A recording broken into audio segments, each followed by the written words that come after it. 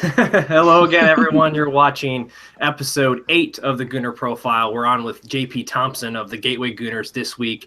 Last week, we had Naranjan from the Queen City Gooners, who you may know or may have seen his sound go out. So hopefully we won't have that this time around with JP on the line with us. Now, JP, I know you've told us in the kind of the run-up to recording this particular episode of the Gooner Profile that you helped start the Gateway Gooners there in St. Louis, Missouri. Tell us a little bit about that group and just the dynamics of getting that group started and the members, I guess, of what you see kind of week to week with the Gateway Gooners there in St. Louis.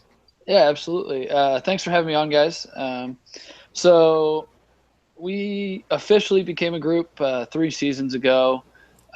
Prior to that, season before that, so about 4 seasons ago, I had kind of made a half-assed attempt at trying to get a group together. Went through a few channels talking with Arsenal America about how to go about that, but I was still in school at the time and kind of unable to give it my full attention. The summer after that, Arsenal came and played against the Red Bulls up in New York. We had another guy that's from St. Louis area, actually went up there, met with a bunch of the Arsenal America guys. His name's Rick. He came back to St. Louis, and after talking with them, and they were like, we had this guy that tried to set up set up last year. You should try and hook up with him and see if we can get it going for real this time. So we set it up, got together right before the season started and put it all together. We've been at our bar is Barristers. It's in Clayton, Missouri, which is a suburb right outside the city for St. Louis. And we've been there. We picked Barristers kind of first off because the owner was an Arsenal fan. He has since sold the bar. Moved on. It wasn't really his biggest focus at the time anymore. He was focused. He has a chain of like gourmet taco places in St. Louis, and he's kind of moved his focus onto that. But it was good for us. The 6 a.m. kickoffs weren't really doing it for him. Yeah, I mean, the bar was kind of his first venture, and he really found his niche in the tacos and that sort of stuff, which was fine. But we didn't really know what was going to happen after that first year. Didn't know if the new owners we're going to keep the bar open. We're going to keep it the same kind of vibe. St. Louis has another soccer bar, a few other soccer bars, but one big other soccer bar. And we had a lot of push to kind of switch over to that. But, me and Rick got together with a lot of the other guys and kind of talked it out and really kind of thought about what we needed as a group. And what we needed was our own bar. The other bar is owned by a Tottenham supporter, so can't obviously go there, right? No. But it also is the home to United's group, Liverpool's group. So there's a lot of, other people there, and, there's a lot of times where it's a really small space, and, we get put into a corner with a little TV that is half working a lot of times.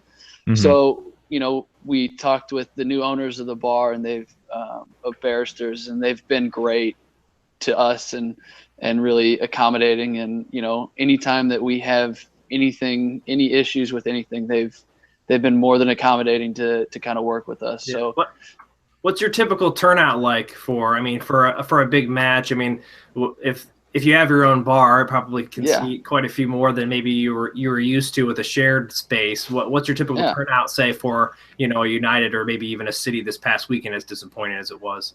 Yeah, so unfortunately I was out of town this past weekend, so I didn't get to go. Family Christmas and all, but our normal big games we'll fill up every seat in the bar, which is about a 50-60 seat bar, space.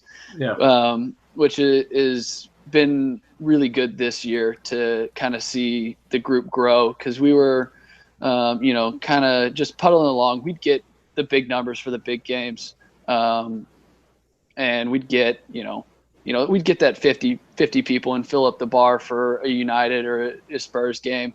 But, this year we've actually seen 25, 30 people showing up for, even the smaller games, which has been, a nice revelation and kind of seeing the group grow, especially, this kind of being our third year and wondering if we were going to, kind of go on the downhill with everything going on. But we've actually done and grown a whole lot bigger than we thought we were expecting to this year. Right. Cool. So JP, what would you say is like the biggest thing when you're trying to, for other people out there listening, maybe interested in starting their own Arsenal America supporters branch or supporters group? What was the biggest thing for you, the biggest help in getting that started, whether that's just, having enough people in your group to justify it or just reaching out to Arsenal America in the first place? What was the biggest help for you? I think it was a couple of things. One, Arsenal America, talking with them, they were a great help, especially first time for me going around. They were really helpful in figuring out what needed to be done for each group. Mm-hmm. And then secondly, with them hooking Rick and me up together so that we could do it together. As as a student at the time, it was still really difficult for me to devote 100% of my time to the group. So having another person there, I think is the biggest thing, because no one's ever going to be able to be there 100% of the time. So I think that, that's our biggest thing that has been helpful, is that, me and Rick have, really been able to delegate back and forth, like, hey, we need to get this done. Hey, I'm not going to be there this week. Can you do this? Yeah. One of our biggest things with the group right now is these glasses. So it's got our logo on it, Gateway Gooners right here, and then you might have to drink. You might have to drink a lot of it, for us to see that. But that's fine. So go for it. Alcohol consumption on the internet. I mean, it's not okay on TV, but we can do it here. Internet's fine. So front it's got our logo. Cool. No, that's awesome. Then the back, it's got Victoria Concordia Crescent. So just having somebody there to kind of be able to sell those while we're there. The other thing we like to do is, if anyone ever comes in from out of town, any of the traveling Gooners come in, we'll give them one just for coming in and nice. supporting our bar. Nice. So we've been doing that since we've gotten these, which has been a nice help, because one of us generally always can be at the bar, if not both of us. Mm-hmm. Well, cool. JP, before we let you go, we'd be remiss if we didn't touch on your recent trip over to the Emirates and to London and Arsenal Stadium, whatever you're going to call it. I know we know that you had the chance to go to the Bournemouth match. Many people watching this, or just Arsenal fans in general, oftentimes never have that chance or hope they have that chance one day. Tell us a little bit about that trip, and just what it was like to be there. Was this your first trip, I guess I should ask as well, or was it one of many you've been on? So this is my second time. I went back in 2012 when I graduated from undergrad, and me and my dad made the pilgrimage over and got to see Arsenal play Newcastle. It was Thomas Vermeulen's 94th minute winner. So that was a that was a pretty fun game to be at. And and then this one, I was able to convince my wife. This was our honeymoon. So beautiful. We got to go to a game for our honeymoon. So I mean, the experience of going over the game and making the pilgrimage, it's unlike any other. Showing up, getting off the tube, and the first time actually when we went, we got off the tube, and me and my dad go, all right, do we go left or do we go right? Right. Yep. I was like, and we went left, which is not correct for anyone that ever gets, and anyone that's never gone before. Yeah. There's some bars down there, but yeah. So we went left and got lost a little bit, but ended up finding our way back. But just turning that corner and seeing the stadium is something that, no matter how many times you do it, is a blast, and it just brings out so many emotions that you have, especially as a supporter, to finally be there and actually be in the flesh when, most of the time we're just over here watching behind a TV screen, yelling at the TV for somebody to shoot rather than them actually hearing your voice. Is a little different. Yeah. Oh yeah. Well, and lastly, JP, I know I've experienced this, and Joel has too, having gone, have the privilege to go to a couple games. There's always one thing that you notice when you're watching the match in person as opposed to TV, being able to see the entire pitch, the build up, the defenders, their positioning, when the ball is in the offensive side of the field, something like that. What is it that stands out to you the most when you get to see Arsenal in person as opposed to, only being able to kind of follow the ball, if you will, when you watch it on TV? What stands out the most in their play? Yeah. Fluidity is something that I don't think it's talked about enough as when you look at any level team, just how fluid they are moving the ball from side to side, their movement off the ball, their ability to fluidly just compact and get back defensively and cut out passing lanes. I think that's something that we've done as a squad. We've learned how to do very well. It's looked a little bit shaky the past week or so, but the ability for a player like Coughlin to cut out a pass and make it just look so effortlessly to get in that position to cut out that pass, I think is something that I really notice and I, really cherish about, watching soccer is, at a high level, to see it done so effortlessly and so perfectly is something that's just awe-inspiring, really.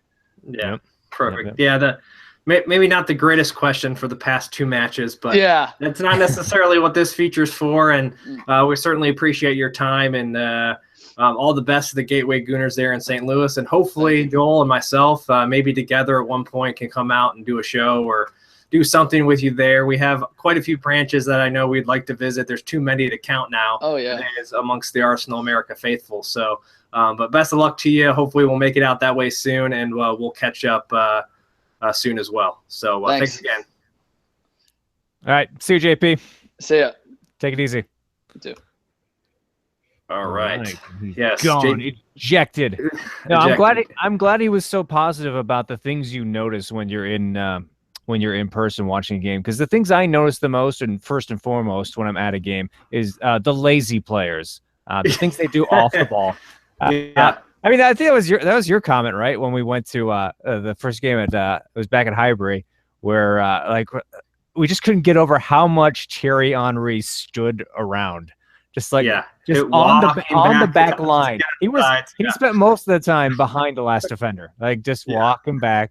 Yep. He still scored, of course. Yeah. Yeah. Well, you got to pace yourself. He's going to be playing all 90 minutes too. He was the Ozil of the time. Maybe he should have been playing 90, but he definitely did. But all that to say, I'm sure everyone out there watching and who have had a chance to go to a match in London at either Highbury or the Emirates certainly noticed their fair share of players walking back to get on sides or, those who just bust their butt all over the pitch, which I'm sure is a lot more evident for a player like Alexis in person than it is on TV. And I had a chance to see him last year and certainly a workhorse all over the pitch. And all that said, hopefully all those out there planning or hoping to plan a trip to the Emirates get to make it soon. I know the Arsenal America team is going on one of their road trips. They usually do 2 a year, coming up here for the Boxing Day fixture, which is a little bit out of date if you're watching this a couple weeks from now. But anyhow, a couple of representatives, I believe, from the Brew City Gunners up in there in Milwaukee, as well as Charm City, maybe. I'm not quite sure, are going to be represented on that road trip. So hopefully we'll be getting in touch with them quite soon to do some sort of feature here in the next couple of days around the holidays. But thanks again for watching the Gooner Profile. We'll be on next week with Brian from one of the branches. Again, sorry, this live thing really throws us off. Brian. Yeah, Brian, of course. Oh man, That's so Brian. You'll find out soon enough, but Brian has a great story about kind of the whole Gooner family idea. I think it'll be a good one for everybody. So thanks again for watching. If you want to learn more about us and what we do, all the links can be found in the description below. We'll see you next week, and happy holidays to everyone out there.